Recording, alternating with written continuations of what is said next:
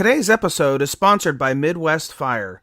For more than 20 years, Midwest Fire has been manufacturing high-quality tankers, tanker pumpers, and fire rescue vehicles in the United States and Canada. Keeping firefighters safe while enhancing their capabilities is what they do best. To learn more, go to MidwestFire.com.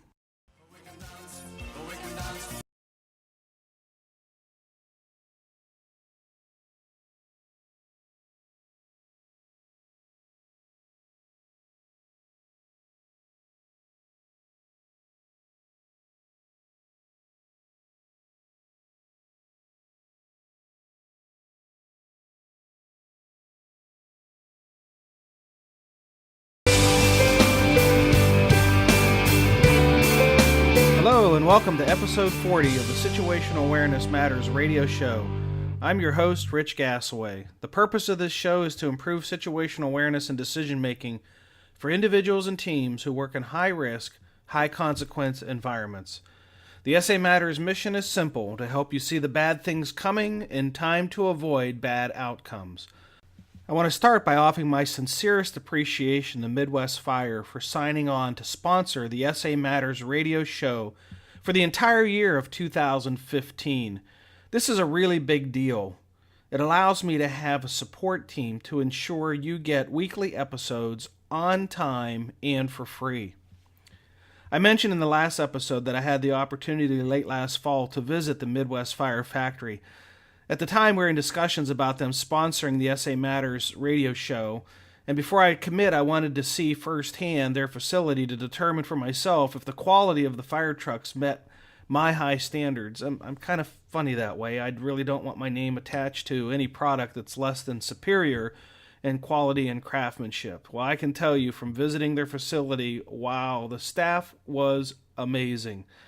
They had some very high standards for quality, and most of their employees have been with their company for a very long time.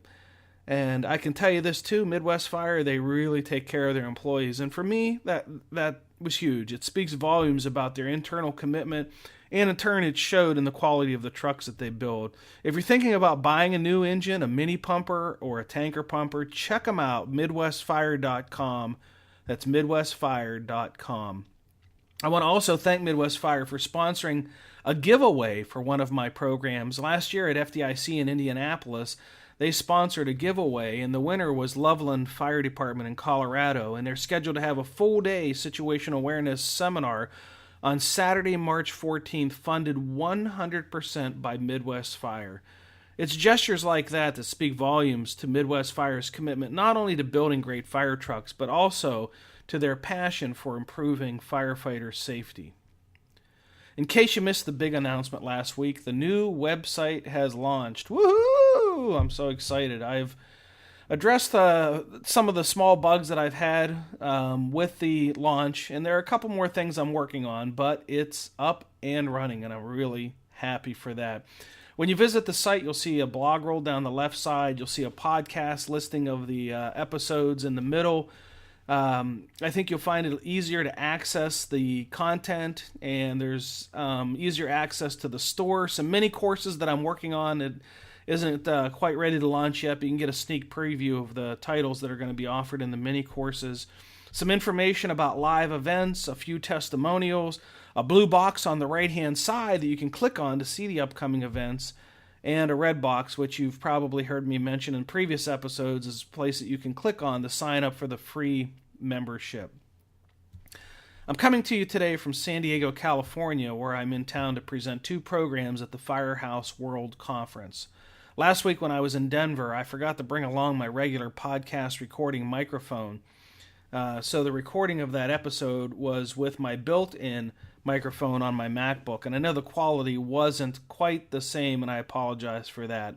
But I didn't make that same mistake twice, and this week I have my mic with me, so the sound quality should be better.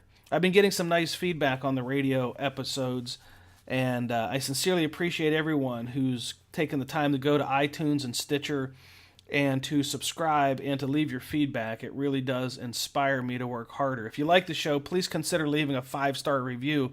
That'll help others find the show as well.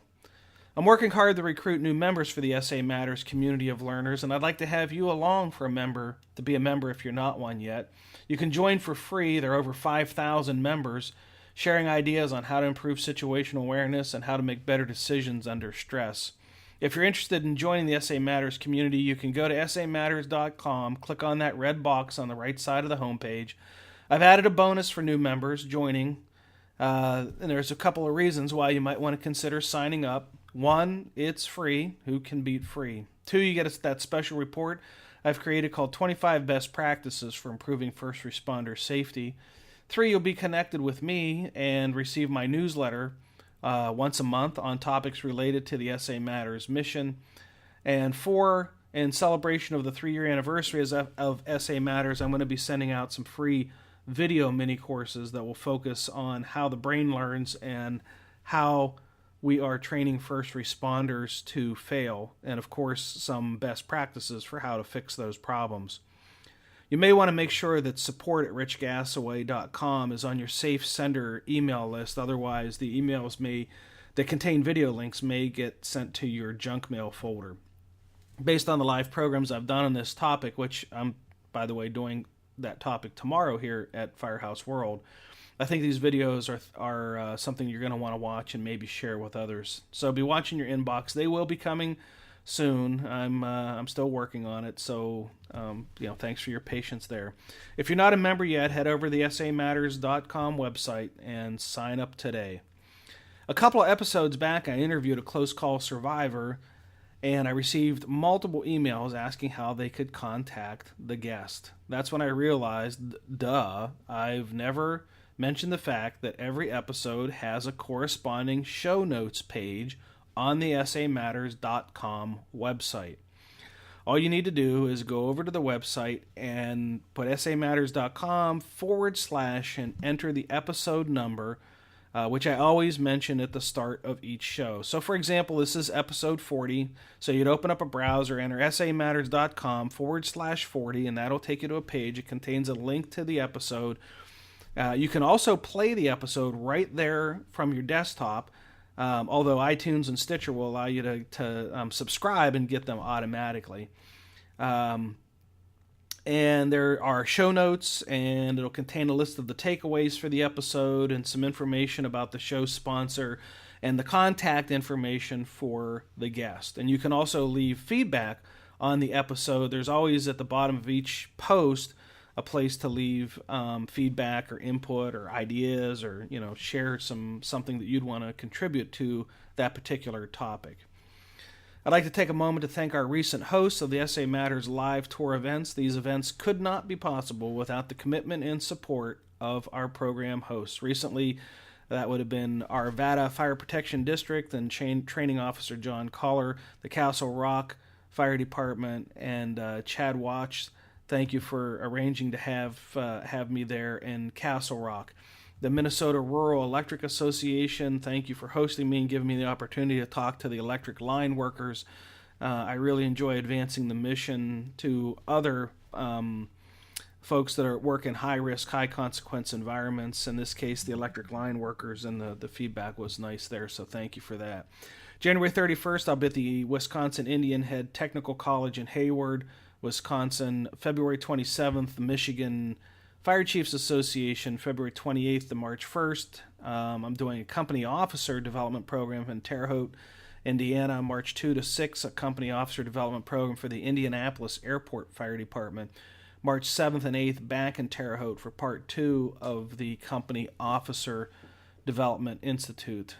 So that one in Terre Haute is basically the full week-long program, but we're doing it over the course of 2 weekends. The list of programs and venues are located on the SA Matters website. Just click on the programs and keynotes, or the blue tab on the right side that says upcoming events. And check back often, because the events are updated frequently and new programs are added. Here's hoping I'll be conducting a program near you and we can meet up. I love it when people meet up with me at the live events and say, hey, I'm so-and-so on Twitter, or I'm so-and-so on Facebook, and And I really enjoy meeting you. So if you're interested in hosting a program for your department or association, just go to the Contact Us tab on the SA Matters homepage. If you want to get connected with me on social media, you can follow @RichGasaway or @SA Matters on Twitter. On those feeds, I share out messages related to safety and occasionally some interesting tidbits and about leadership, and once in a while some personal messages about my travels and a little bit about my family too, just so we get to know each other. If you're connected with me on Twitter, you'll know that that's 100% authentically and genuinely me, warts and all, typos and all. I try to proofread, but I'm not perfect, that's for sure. My tweets are always appropriate for all audiences, and if anyone follows me or posts a message that is offensive or vulgar, you will be blocked from my feed. There are other places you can go on the internet, on Twitter and Facebook, that will allow you to spread and share hate and garbage, but it won't be on my feeds, and I promise you that. And I will block it as quick as I can. Thank you to the more than 13,000 who have connected and engaged with me on Twitter. You can also get connected with me on my Facebook page by liking SA Matters page on Facebook, and get connected with me on LinkedIn at Rich Gasaway on LinkedIn. And thanks to the more than 8,000 who've connected with me on Facebook and LinkedIn. On a side note, for those who are connected with me on LinkedIn, thank you for the more than 4,000 endorsements and recommendations. I am truly humbled and sincerely appreciate your faith in the mission and the message. In this episode, I interview Ryan Pennington, who runs a website, chamberofhoarders.com. Ryan has a passion for helping first responders understand the challenges of fighting fires in hoarded environments. In this episode, you'll learn why Ryan prefers to call the hoarded conditions heavy content, and how this term applies to more than just cluttered residential conditions. How to use Ryan's shortcut of identify, confirm, orient, and control to improve safety while operating at heavy content incidents. Ryan also shares tactical considerations for operating in heavy content environments. He discusses the challenges of keeping oriented during searches and discusses why it's never a good idea to climb over the pile or over the hoard. And finally, he shares some advice on how to remove victims from heavy content environments. So with no further delay, let's jump into our interview with Ryan Pennington from chamberofhoarders.com.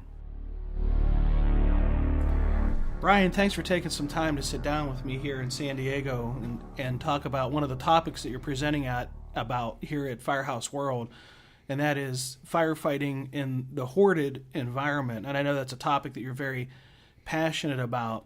Before we get into it, why don't you explain for the listener what compulsive hoarding is and why we should be concerned with it?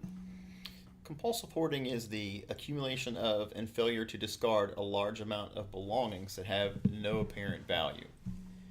It is a diagnosable, clinical, psychological disorder. And why we should be concerned about it is, we'll start back at the beginning, Rich. And this is not a new problem. We have been dealing as a fire service and emergency responders with hoarding since the first documented case was 1942. And these conditions have always just been dealt with. We always deal with the problem. We've always been reactive. We wait till we show up, and then we use our traditional tactics and task of battling these more complex, more strenuous, more arduous fires. And the reason we need to reevaluate and educate ourselves on these is because the number of afflicted compulsive hoarders is growing. There's a lot of different attributing factors to that. We are a more aging population, but there's also some data that thinks that the afflicted numbers are growing. Well, I had seen recently some statistic that was talking about how popular and how growing a business like public storage facilities are, because Absolutely. People just can't let go of their stuff. Now, not everybody who keeps their stuff would necessarily be categorized as a hoarder. So a person who keeps a large volume of stuff, but they put it in a public storage facility, would that be a hoarder? Absolutely. But it wouldn't be one that would affect us as firefighters because their stuff is no. Okay. Oh, it's so funny that you bring this up, and this topic of compulsive hoarding has led into a couple different branches and subsections. Number one is, do you have a dollar store in Roseville, Minnesota? Mm-hmm. Do you know how often they stock? Do you know how often they stock the shelves? Every night. You know where they put the stock at? In the middle of the shelves. You know where that stock comes from? Their stock room. So that's why you and I developed the term heavy content environments, because it doesn't just associate with a compulsive hoarder.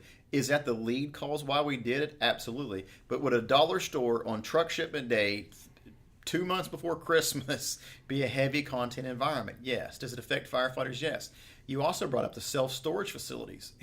We're out here in sunny California, and LA had a 2.5 alarm, 3 alarm fire in a 3 storage facility. And the thing about storage facilities, you don't know what's in there. Is that a heavy content environment? Absolutely. Are we going to go busting in the door with our Halligans to try to fight it from the interior? That goes back to the risk versus reward and pre-planning it. So much so that in FDIC Atlantic 2015, I'll be presenting on the topic, heavy content fires, fighting fires in self-storage buildings and commercial occupancies.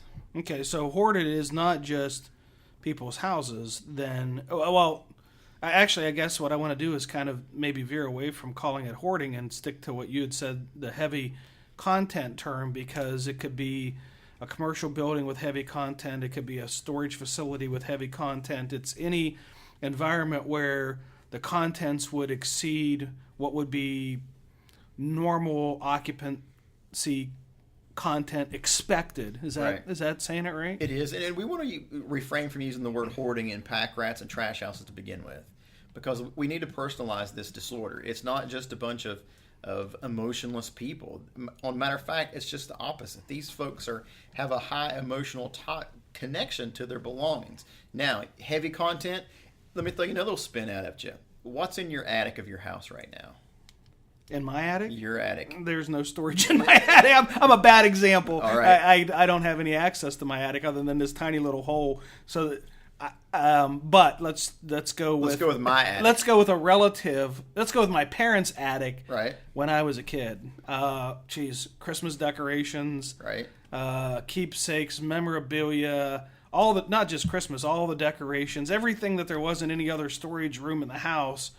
It was in the attic. Now, in the house that I live in now, that is all on shelves that I've built in my garage. So the equivalent of an attic in my garage is stuffed full of this stuff. I mean, so much that I think if that shelving ever came down, it'd smash my cars flat. So you can go with that as an example. So, and that's a heavy content environment. If you go pull the ceilings of my garage, you would have a bunch of dead bodies falling on you. Now, as far as you know, on this radio show, they're fake dead bodies, just as far as you know. But I'm a Halloween fanatic, so I've got stuffed animals and headless horsemen and all kinds of stuff up there. Stuffed animals, stuffed bodies. But the thing about it is that amount of belongings changes fire dynamics. It changes fire requirements, and it's also going to affect the stress levels and workloads of your firefighters mitigating these emergencies. And the first thing I see on the news crew, and I keep up with, I am all over the news when it breaks of a fire department that's had a hoarding fire. Then I usually go ask them. I'll call them up, hey, this is Ryan, I'm studying this. And they think, well, this is Chief Johnson here at Main Street Fire Department, and there was a bunch of stuff in there. It had a lot of fuel to the fire. But Rich, if you look at it, there was barely one room burn because the fire dynamics are affected by the compression of the stuff and the amount of available airspace left. Mm-hmm. When I was up in Minnesota, I spent a lot of time with the Shoreview, Minnesota folks. They estimated that burn time at 14 hours.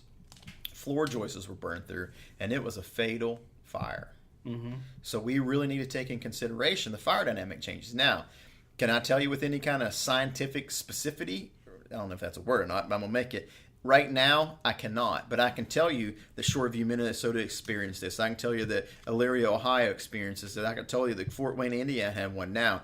As of May 2015, we're going to quantify it with the Kill the Flashover folks in Shelby, North Carolina. We're going to check the flow path dynamics, the compression, timed flashover. And here's something new that I've discovered, especially the Elyria, Ohio case, is horizontal fire spread over the top of the stacks of the belongings is something that we're going to dig a little bit deeper and see how that happens, when it happens, and how to control it.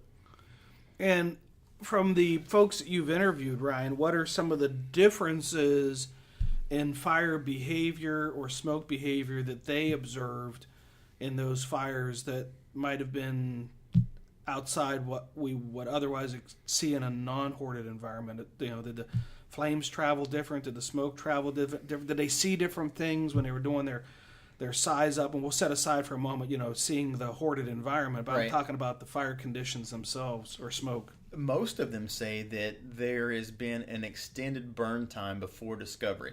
And I'm going to take the Shoreview, Minnesota case. They said that was 12, 14, 16 hours of burn time. And the only reason it was discovered is because someone was out walking their dog and noticed oozing smoke coming from the eaves. So if you and I would pull up, we'd automatically assume, hey, that's an attic fire. Well, it wasn't an attic fire. It was a basement fire. But think about it. The compression, there was only one available space in that particular home to go to, and that was the attic space. So it presented like an attic fire, but in reality, it was a basement fire. That's happened continually because these fires can reach flash over faster, but they can also go ventilation limited quicker. Because especially if you leave the doors and windows intact. Another variable would be the level of hoarding. If it's at a level 3, 4, or 5 where there's no horizontal airflow available and something catches fire, it'll go to a smoldering fire and conceal its actual conditions. Until when? Until Rich shows up with his halogen bar. I'm going to put you back in the jump seat for a minute. You take your halogen bar and you smash in a window, cut in a door, and all of a sudden you've got that inrush of air and you've got potential for catastrophic fire behavior changes. Right, and you jump way far ahead on one of the things you just said. You said level 3, 4, and 5 hoarding. Right. What are levels of hoarding? All right. I mean, you started at 3, so I'm assuming there's at least a 1, maybe a 0. I don't know. What are the levels of hoarding, and what's the differences between the levels? The clinicians who diagnose and treat compulsive hoarding disorder have multiple assessment scales.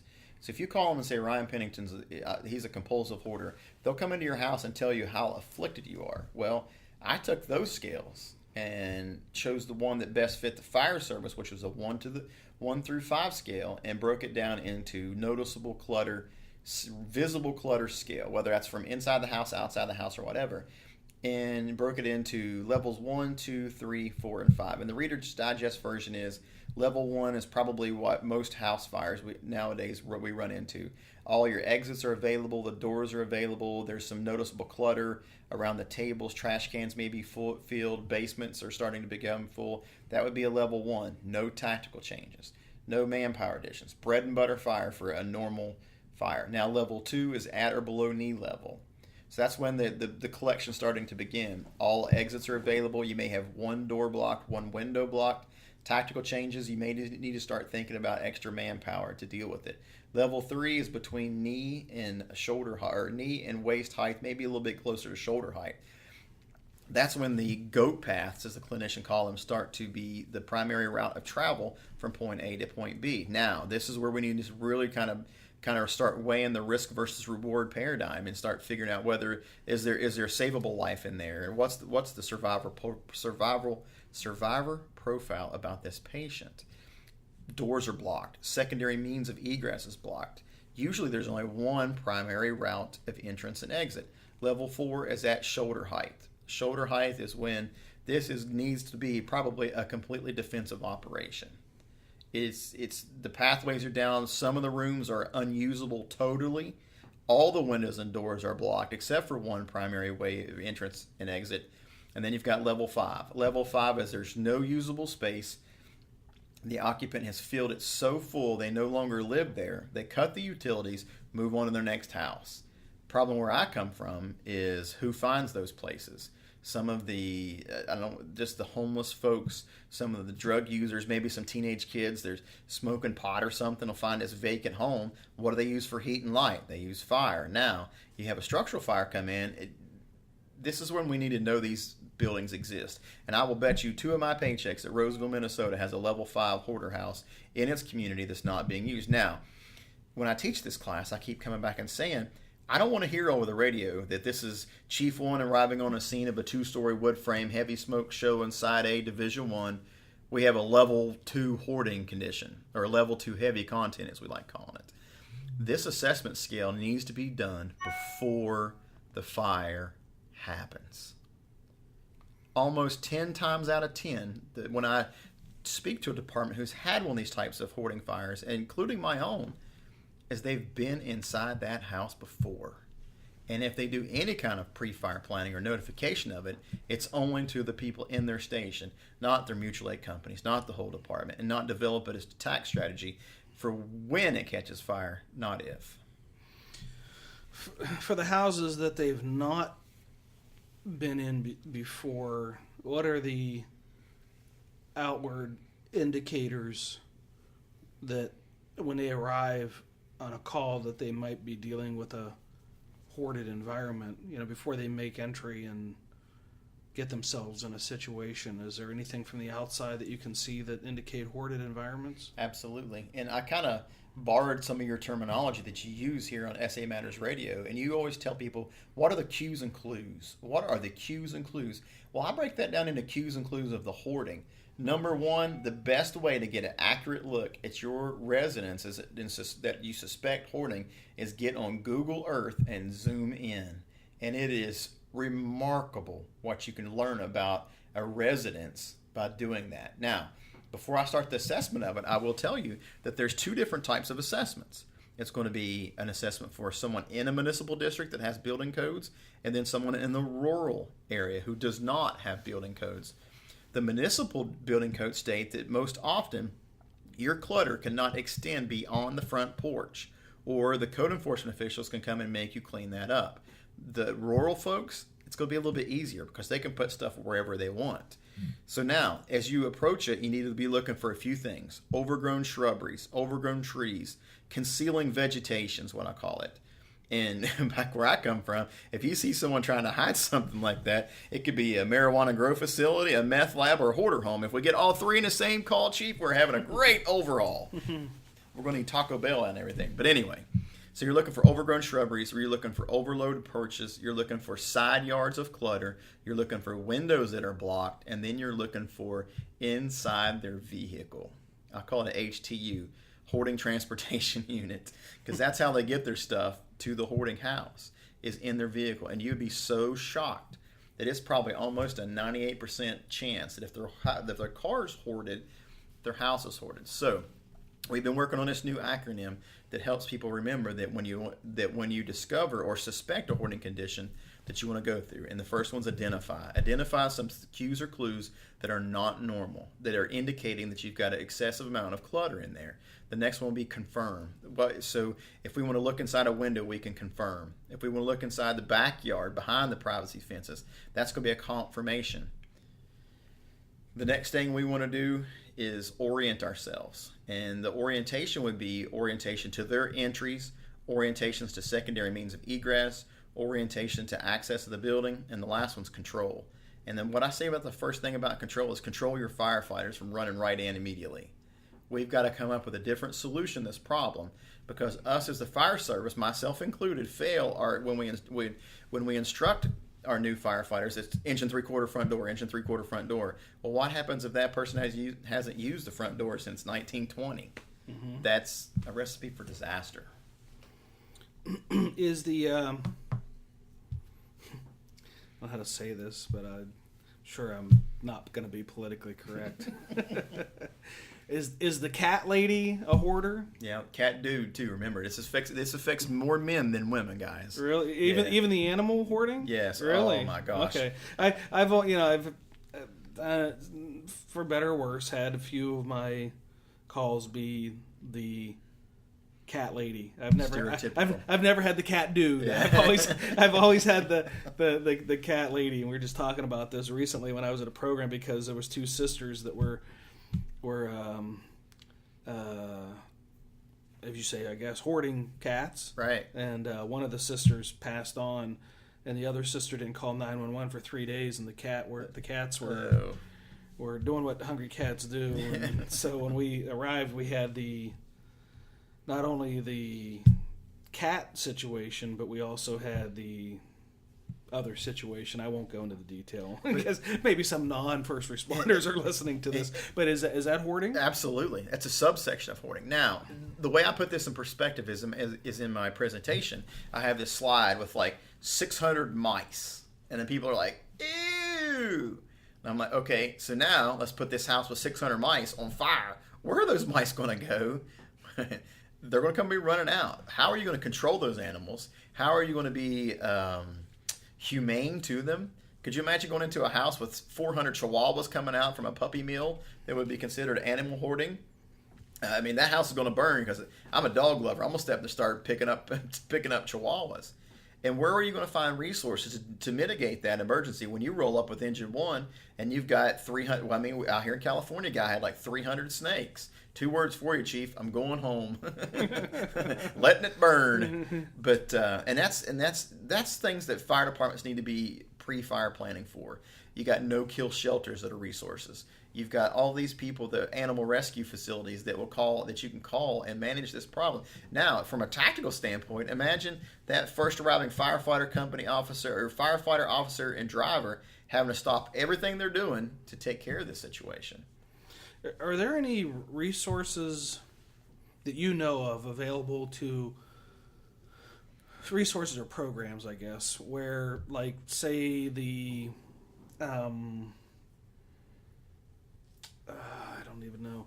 Somebody who would come into your home not in an emergency, appliance repair person, the person who reads the utility meters, that these people who see this have a way of alerting public safety or public health or social services that these people, that these conditions exist. Is there any programs out there that could be a model for anyone that you could refer them toward to say, hey, yeah, look at what so-and-so is doing? Or is this such an untapped issue from the perspective of fire departments that we really don't have those resources in place? Well, believe it or not, your old fire department is leading the way with it. They've taken my program that I presented to them and really setting the example for the nation. They've reached out to their municipal. I mean, and it's your mentee that you help that's leading this charge, and really it's up to the individual fire departments to find the necessity. You were at a program with me in Minnesota listening to it, and the guy in the crowd said, "Go talk to their UPS man. He knows where they're all at." I mean, this is a dialogue you need to have with your police, fire, EMS, utility workers, and have a common reporting system. Now, for the EMS agencies, they would probably be our best resource because we're the closest to them. And when you're in there now, the question always comes back, is that violating HIPAA by announcing a heavy content environment? Because it's a clinically diagnosable disorder, but now you need to check on your duty to warn laws in your states. That a lot of states have what's called a duty to warn. They have a duty to warn the people that could be affected by these conditions, which first responders are one. Now, another way around that is don't go tell them that 123 Main Street is a hoarder or compulsive hoarder house. It's a heavy content environment.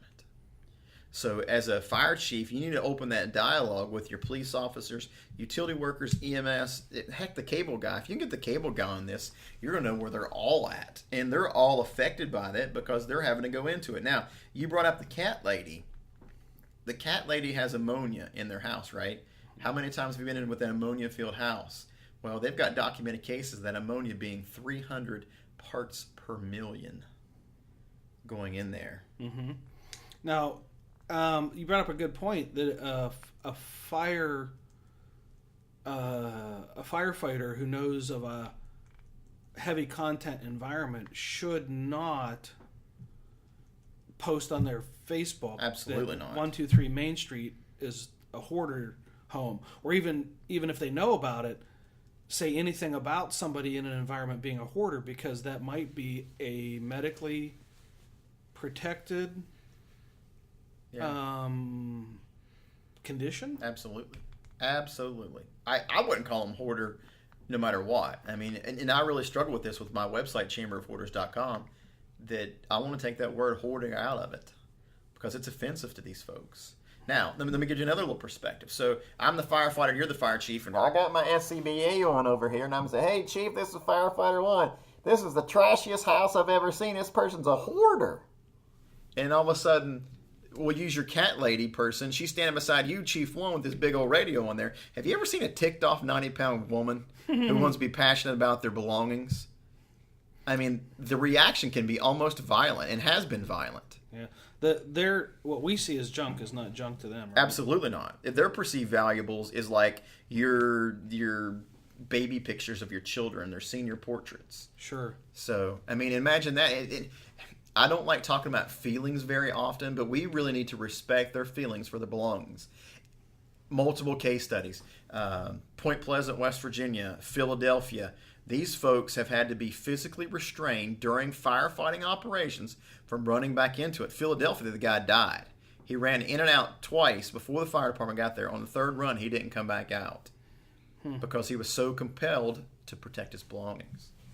And he had such a hoarded environment, there was no way he was going to protect it all. Absolutely not. I mean, the only way, I don't know how, even sprinkler system wouldn't help this place. Ryan, what are some of the tactical considerations for a heavy content environment? Number one, it needs to be a sound risk versus reward. And it might be one of the most difficult decisions you make, even with the confirmation of occupants being trapped. You might not want to go into it.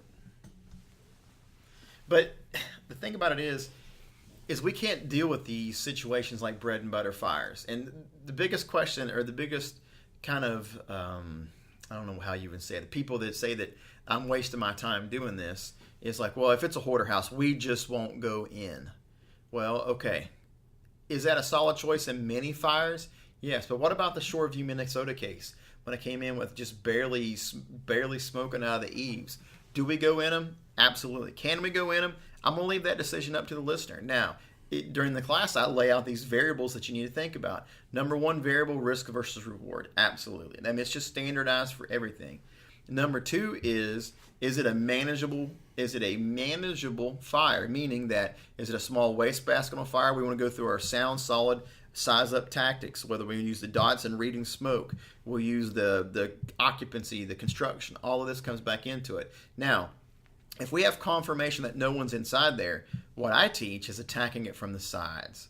And the reason I came about this is talking to the Buffalo Fire Department, from talking St. Paul, Minnesota, and we want to take it from a ventilation limited state to a free burning state by making secondary means of entrance and egress. So what I say is, if you can use an exterior water application on this, and I'm not approaching anybody's manhood and making this decision versus a transitional attack versus this. I'm talking about a heavy content environment and not putting our firefighters at an extreme amount of risk. So we go around, we use our thermal imaging camera to read the building, find the hottest spots, use our nozzle through the window, leave it in a ventilation limited state until we get adequate amount of manpower. We have our resources available. We have extended rehabilitation time set up. And then once we do that, we're going to blow every window out of the joint, take our chainsaws, take all the window seals out, and take it from a ventilation limited fire into a free burning fire. Now, do you run the risk of making the fire bigger? Yes, but remember, we're not risking any firefighters inside that. Now, a word of caution. If you're listening to this radio broadcast, Ryan didn't say send firefighters out and then blow all the windows out of, because we all know that ventilation is coordinated. And if there's someone's inside, it's coordinated from the inside person. I'm talking about using this procedure with no firefighters, no occupants inside, because the chance for the fire to grow is there. But if the fire grows and there's no one in there, do we really care? But what we're going to do is we're going to open up secondary means of egress. We're going to let the smoke to dissipate. We can do a better evaluation of the dilapidation of the building. How is the structural members holding up? And if you pop out two windows, drop two window seals, and you see bowing or bulging walls, two words for you: leave now. Call in the inloaders, because these assessments, and they're dynamic. You can't do a 360-degree size up when you first get to a fire and have the fire sized up for the whole time. These are a constant evaluation, and I stress when I teach this class that we all need to know the warning signs. From the day one jump seat rider to the 400-year chief, we all need to be communicating about it and understanding where to find them. So that's the 10-minute version of about a 2.5-hour part of my lecture. It's the tactical aspects of it. What's at risk if firefighters make entry and start crawling over top of the hoard? Number one is we don't crawl over crap. We don't know what it is. Mm-hmm. Period. But some do, right? Oh my gosh! And it just blows my mind that these firefighters are crawling over these unstable stacks of debris. A DC firefighter, third-degree burns because his pant leg came out. Portland, Oregon firefighter went over the stuff. His regulator came unclipped. My question is always to them is, why are you crawling over stuff, risking your life for, even if there's a patient inside there? You were teaching today in an auditorium in a classroom with a bunch of rows of class. If you would ask that person in the back of your class to come to the front, would they climb over the tables to get there? I doubt it. No. How are they going to get there? The pathways, the alleyways. I'm not going to say you're not ever going to find a victim on top of stuff. I can't say that. I'm going to say you are more likely to find them in the pathways, and that's where we need to approach these things by. Mm-hmm. Do you find, and you may not have the data on this, but is a hoarder, in a regular house fire, I can understand people not being able to get out for whatever reason. Right. Is a hoarder likely to just stay in there because of their attachment to their hoard, or are they gonna get out too? I can't really answer that question. Okay. I can tell you that the San Diego, California did a rescue from 6 feet within the door. I can tell you that, oh my gosh, how many other people that have told me they've successfully rescued the occupants were found in the pathways. Now, Arlington, Virginia had a hoarding fire where those occupants were able to make it up to the roof. They pulled them off the roof of the heavy content environment, and this was been within the last 4 days. So, how do we search in the hoard? How do we search in the hoard? Well, I'm sorry. How do we search in heavy contents? Thank you. I'm trying to break myself of it too. I know. I'm sorry. It's okay. But how were you taught to do a search in your level 1 class? So we teach all the firefighters that I think is that most epic, tragic event we ever teach them to do. Yeah, wall orientation. Wall orientation. Yeah. So this table sounds different than the chair I'm sitting in. What we can't discern in a fire is getting on a wall and then that wall turning into a wall of cardboard or a wall of boxes and getting ourselves found into there. And then people think, well, I can just return my thing, reverse my direction and get out. Well, you don't know that you're lost because it sounds a whole lot different than this. Can you absolutely not use a wall search in hoarding conditions? I will never say there's no absolutes. If that's the only thing you have to do it, that may be your way of doing it. Now, my suggestion is a 2-person minimum, 3-person is prime search team. Search rope, sorry Chief, close your ears, I'm going to spend some of your money. High heat rated search rope. Why is it specifically important for high heat rated search rope? Because you're pulling this stuff over debris that most likely was on fire and is probably most likely still smoldering because of the horizontal fire spread across the belongings. So now if you get like a RIT 500, RIT 900, so it takes 500, 900 degrees, you give your firefighters another layer of safety. My suggestion is 2 searching firefighters that carry the irons, a navigation officer, thermal imaging camera, search rope attached to the back using the pathways.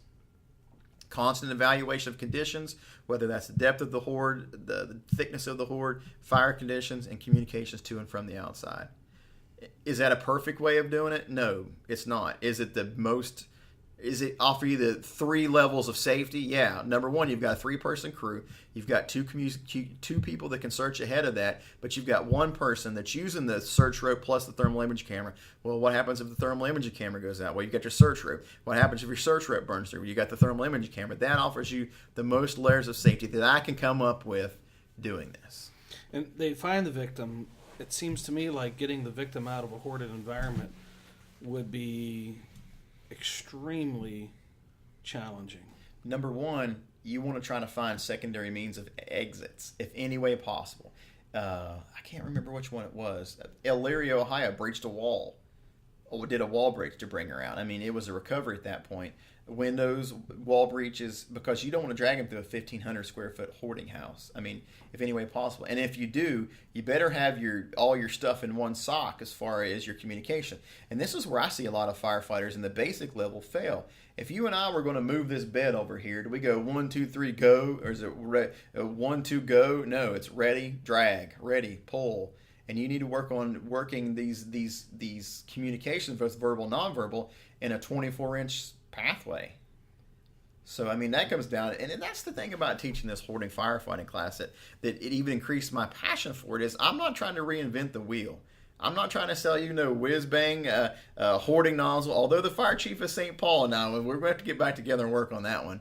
But we're talking about sound firefighting tactics, tried and true methods of doing things, and just putting them into a hoarding situation. Now, people ask me, Ryan, do you suggest any kind of drills for that? I'll tell you a real simple drill. Go get 2 of your tables, lay them down 24 inches apart, put a right angle in them, and have them drag someone down there. Black their face masks off, and I'll bet you dimes of dollars for the first four evolutions there, they're going to have problems. Why? Because they're going to create their own problems. The radio's going to fall out of the pocket. Their waist belt's not strapped. So, I mean, and it all comes down to basic preparedness. Because, I mean, what happens if you got to get in there and manage an entanglement hazard? I mean, we're all taught how to use our cutters. The lady in Pennsylvania is like, man, you need to come out to theirs. This lady's a Christmas light hoarder. Imagine what kind of, I mean, I always tell them it looked like me using a bait caster fishing reel and backing up. But now you've got to go in there and mitigate years worth of Christmas lights and all the potential tangle hazard. Yeah, oh yeah. From that, if someone wanted to have a class on how to apply tactics, size up, mitigation, rescue in heavy content environments, is this a 1 hour class? No, I'm up to 8 hours full day and heading more towards 16. Because during the class we talk about interacting with the occupant. I spent almost 2 hours talking about occupant interactions and being a supportive person. And give you an example, I got a call from XYZ Fire Department the other day. Their code enforcement officials have been very unsuccessful in dealing with this person. And we discussed the language they use, the body language, and interact with the occupant. And I was like, listen, I'm telling you what, you come into my house, treat me like that, I'm not going to be very receptive either. Let's adjust this. I mean, and there's another gap that this topic is presenting is the interacting with the families of the hoarding. You and I have talked at length about this. Now, since we've talked about that, I've identified another gap. A lot of people have the hoarding task force. Hoarding task force. So from discovery to task force intervention takes time. What can our fire departments do in that amount of time to bridge that gap? Now you're saying, well, Ryan, I'm a chief. I got to worry about this, that, and the other. It's like, well, who are we protecting? Our customers? This is a customer in a dangerous situation. So that's another need. So we talk about that, and it's 8 hours and three levels of information that I'm putting out. Number one, chamberofhoarders.com. It's free. It's getting ready to be completely redesigned. My buddy, I met a real good guy from Squad 61 FDNY website builder. We're getting ready to launch that. The podcast for hoarding is coming. I've got some guests lined up, getting ready to prepare it. You can find my DVD at chamberofhoarders.com. It's a $99 purchase to cover the cost of the DVD. And it's a 90-minute version of an 8-hour class, so I talk really fast and it's kind of condensed. But then, I've been really fortunate to be out on the road traveling in two countries. Just finished the first international stop of 2015 to give a huge shout out to the Fort Saskatchewan, Alberta, Canada Fire Department. We had 75 people up there, and they're like, oh my gosh, Ryan, I had no clue. And I've already received 2 emails that said, hey, I went back after your class and we've already identified 4 houses within 2 miles of our fire station. So, Ryan, have you ever come across the awkward, I don't know why I thought of this, but have you ever come across the awkward situation that a firefighter in the class is a connoisseur of heavy content? Number one, thank you for helping me pursue this topic. It's been 3 years ago, and I remember that conversation vividly. And I'm like, listen, we almost killed 4 firefighters. There's no information out there. And your words was, oh my God, Ryan. It's like, if you don't take this and start being the person that pushes this information out, you've discovered a new fireground variable that you had never thought about. I had never thought about. Heck, I talked to Chief Joe Starnes. He's like, Ryan, I never knew. And it's like, Chief, I didn't know either. So, but you told me, it's like, when I taught my very first class in Bowers Beach, Delaware, he was like, Ryan, you need to assume that someone in your crowd is afflicted with this disorder. And I really thank you for it, because it almost is like clockwork. At least one person in my classroom is afflicted, and a lot of them come there looking for answers. Mm-hmm. Well, if they're not, they probably know someone who is. Absolutely. Right? I don't know, maybe I've lived the blessed life. I can't recall any of my relatives being afflicted by it, but I did have a friend who, as I was growing up, his house was that way, but I didn't, certainly didn't think of it in that context. I just thought his mom liked to keep stuff. Right. Lots of stuff. Right. But I think all of us have been on calls that have at least level 3 hoarded conditions that present some challenges to us. And kudos to you for taking the topic, advancing it, and trying to help firefighters be safer by realizing this is anything but business as usual when you're dealing with a heavy content fire. One of the things we didn't touch, and I just want you to touch briefly, and then we're gonna wrap it up. When you put water on this from the outside, you're making the heavy contents heavier, right? And it gets absorbed. 8.33 pounds per gallon times 150 gallons per minute times 30 minutes puts how much weight on the house? Right, but a lot of times, in a normal house fire, that water might run off out the door, or run off into the basement or something. Right. Where here it's because a lot of the hoard is porous and absorbent, clothes, paper, that is going to absorb the water and Absolutely. and keep the weight on the floor. Do you know of any collapses that have occurred as a result? Many. One of them was just up in your area, just north of St. Paul. And I'm sorry that I don't remember the department's name, but they had a complete collapse, probably 30, 40 minutes into it. I mean, and when you and I came up with the term heavy contents, that's the reason why, because you're in the brain business, you say, hey, listen, we need to start thinking these are overloaded structure. Here's something I'm working on now, and I hope that Chris Naum and I are supposed to meet out here in San Diego, is how much can a normal constructed house, whether it's platform, whether it's new construction, whether it's stick built, balloon frame, whatever, how much weight could it hold before it suffers a catastrophic collapse? Because if you take 20,000 books, 8 grand pianos, and put it on that, and then you start dumping master streams of water in there that is absorbent, newspapers that soak it up, how much weight is it going to take? Something else we didn't cover in this podcast is the dilapidation dangers. Dangers from busted water lines, from ill-repaired houses. And how does that contribute to the dilapidation or systematic destroying of the building? I mean, the variables with this is just so many. And you have to process that in the first 5 minutes before you get there. Right. That's what seriously we do. Yeah. I mean, that's why we want to identify that it's there and adjust our tactics and identify, adjust, and attack. Yeah. Well, thank you for taking some time to sit down with me here in San Diego and share your passion about the topic of firefighting in the heavy content environment. Thanks for being with me.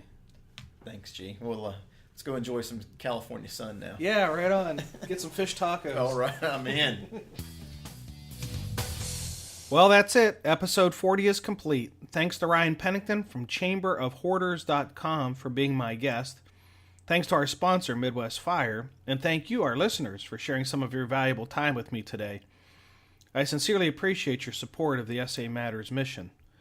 If you've experienced or witnessed a near miss or close call and would like to be interviewed on this show, visit samatters.com and click on the Contact Us link. Thanks in advance for sharing your lessons learned so others may live. If you like the show, please go to iTunes and Stitcher Radio and search for SA Matters Radio. That's SA Matters Radio. And subscribe to the podcast and leave your feedback. And if you like the show, I'd really appreciate you giving it a 5-star review as well. Not only will this motivate me to work even harder for you, it will help others find the show. If you've been inspired and want to learn more about situational awareness, consider becoming a member of the SA Matters community.